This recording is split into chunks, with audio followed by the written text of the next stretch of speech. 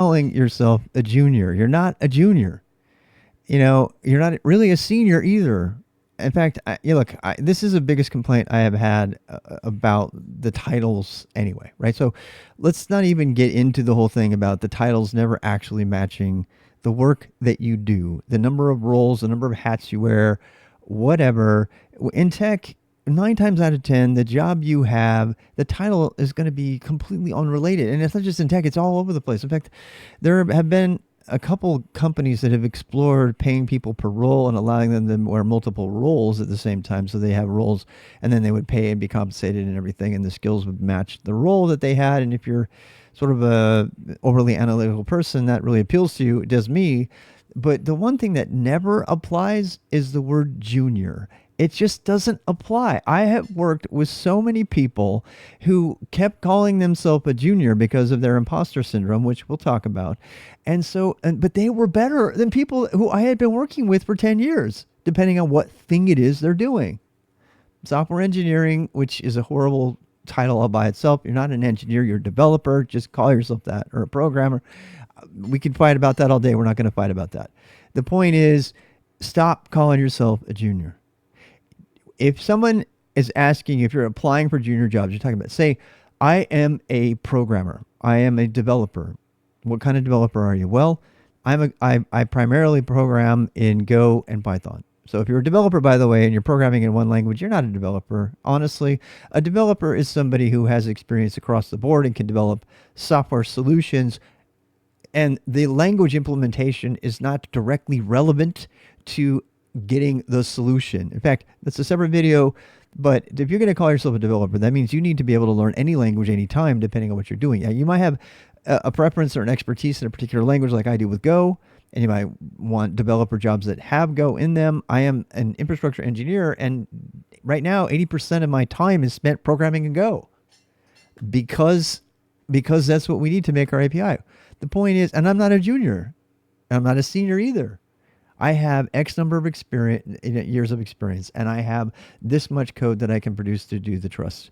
There's another video I talk about where it talks about the nature of employment and how it's built on trust, and trust is driven by the employer deciding if you are junior. So one person's junior is another person's, senior.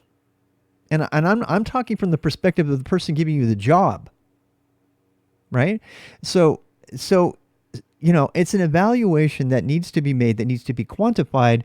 And the person who's doing the quantifying of that, who's measuring you to see if you qualify for that position, they are going to have very specific criteria about what it means, whether you can meet the job, whether you can get the job or do the job, the whole thing.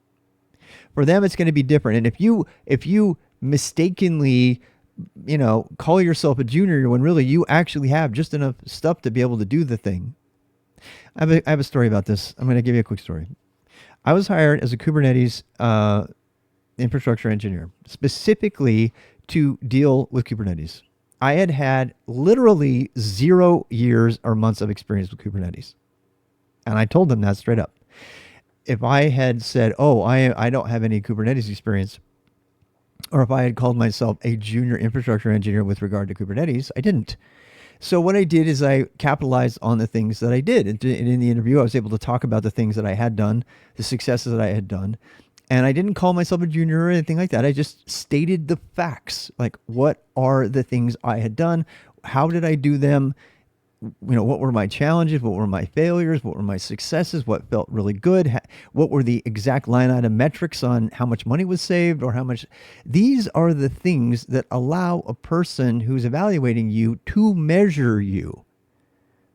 And if you slap a junior label on yourself or even a senior label on yourself prematurely, one person, God, do you know how many times I've met a senior software engineer who doesn't know what the hell they're doing with regard to a particular problem or a particular solution? Because senior software engineering is a pretty big area. You know what I mean? And it's not the kind of thing that you want to just, the point is that when you're doing these kind of things, stop labeling yourself. And if somebody else is going to label you, that's fine. That's up to them. Let them do the labeling. That's the takeaway. Let them do the labeling. You are a developer. You're a programmer. You're an infrastructure person. You're perhaps a security person. In terms of security, instead of saying you're a junior security, here's another way to say it. Okay, let me give you some specific ways to replace the word junior. You can say, I am a Go programmer with 2 years of experience programming Go on the following projects. Notice how I didn't say junior. I am a Go programmer with 1 year experience coding this. I'm a Go programmer. I'm a Rust programmer with. I personally am a Rust programmer with 3 months of experience programming Rust. Am I a junior Rust programmer? No, I'm probably not even a programmer. But again, the point is that that determination is not up to me to make. That determination is up to the person who wants me to do something for them. That whole trust, employer relationship. So don't sell yourself short. Stick with the facts. Stick with the facts and tell people what they need to know to make their own decision about whether you are a junior or not. But ban the word from your vocabulary.